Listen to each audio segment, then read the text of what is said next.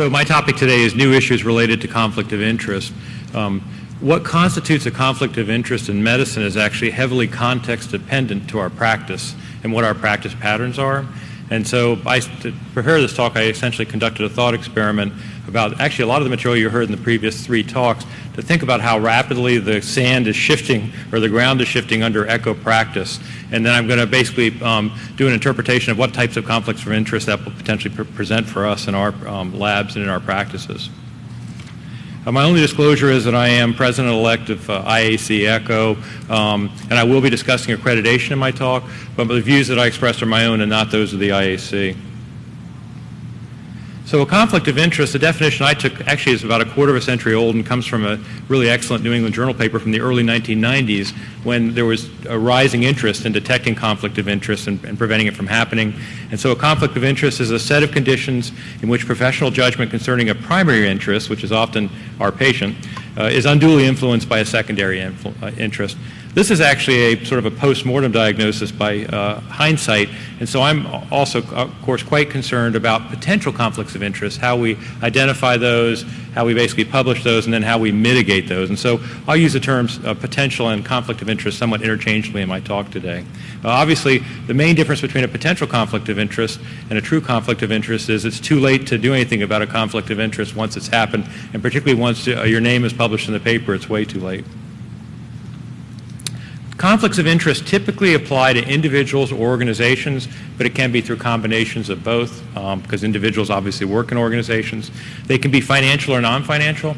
For us, it's probably easiest to think of the financial ones because those are often the ones that make the big news. There was one of the larger ones in the pharmaceutical industry was for inhaled fentanyl, you may have heard of several years ago, where the company was basically going out and pretty much conducting sham marketing efforts and paying physicians essentially to prescribe their product so that it was then massively overused. But non-financial conflicts of interest actually are perhaps equally important and maybe even more prevalent. My thing just cut off there. Is it back again? Yeah, good. It's back. And non-financial conflicts of interest are things like academic advancement, professional recognition, things that don't immediately lead to increased payment, but that maybe in the future might position you for that.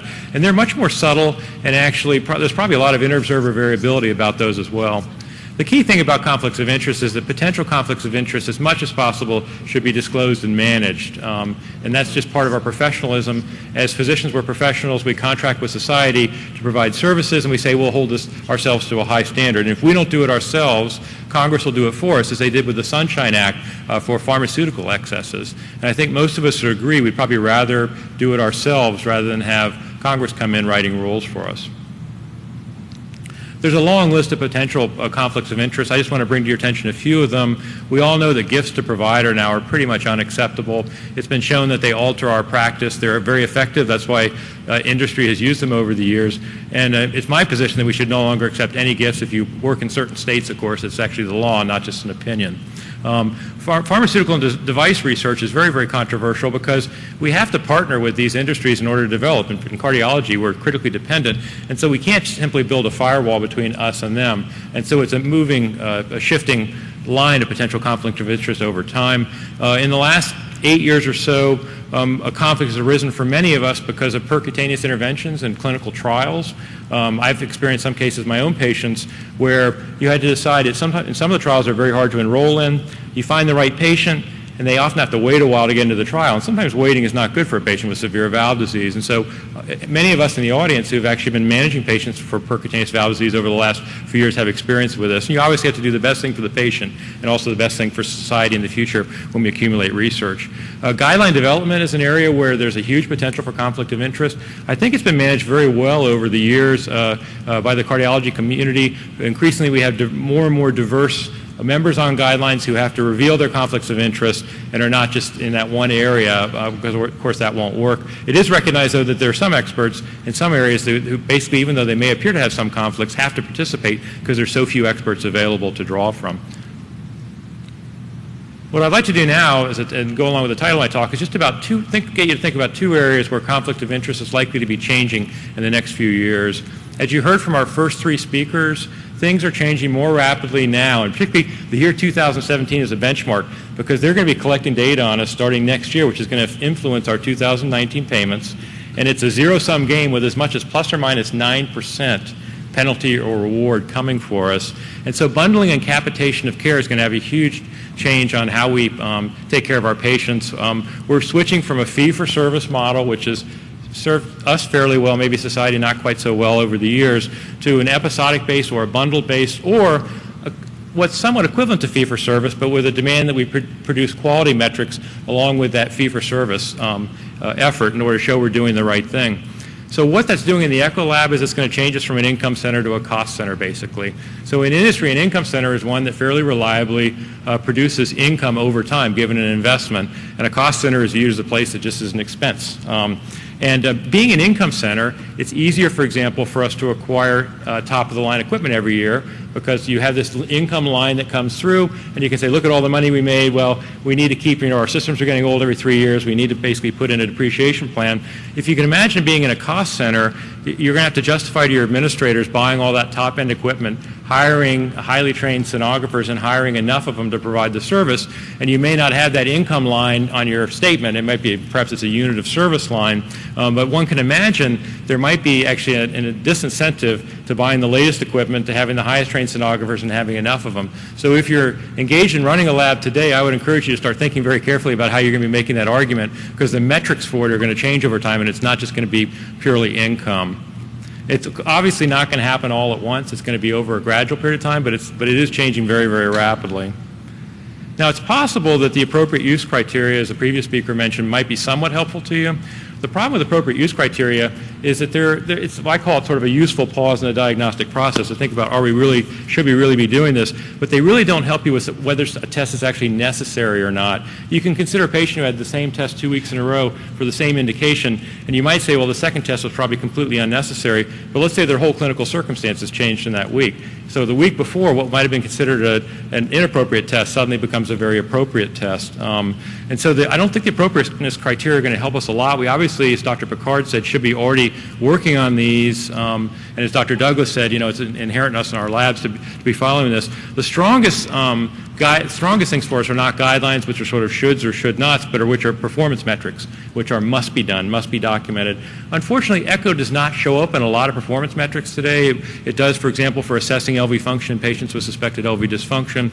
The strongest thing we could do, which would take several years, would be basically to get performance metrics built into clinical pathways for particular episodes and types of care. So we would say, this is the reason we want to do the echo or not. I sort of joke in our lab that previously we always wanted to be the most available lab in the hospital, right? Anybody picks up the phone, they want an echo, I want to give it to them, particularly if it's an outpatient. And in a couple of years, I'm going to want an unlisted number, or I'm going to want to hire one of the same firms hired by the radiology benefit managers who are going to say no.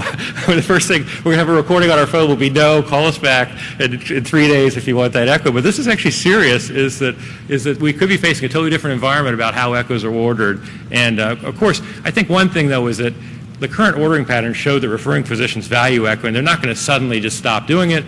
But if part of their incentive is based on it, the orthopedic surgeons are going to be looking at us and saying, maybe I don't want to pay you for that echo in my patient who has dyspnea 3 weeks after a hip replacement.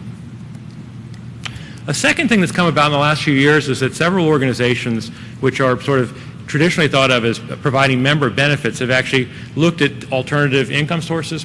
One of the principles of conflict of interest that's thought to be true is that when income sources shift in medicine, then there is the greatest risk of conflicts of interest developing, because physicians tend to replace losses with some new technique. And in fact, from the period from about 1998 to about 2007, physician income actually went down by about 7%, which may have been a stimulus for that. So in terms of accreditation, there was something that changed this year is that the American College of Cardiology basically kind of obtained a bit of a divorce from the IAC, which, as you may know, provides accreditation services for a number of services in cardiology and actually outside of that, and decided that they would take over actually and gradually get into the accreditation, quote, business. Now, as I mentioned at the beginning of my talk, this is not necessarily a true conflict of interest, but I think it does raise several possibilities for conflict of interest. I'd just like to present that to you. So a medical not-for-profit like ACE or the American College of Cardiology, whom do we serve? We obviously serve our members,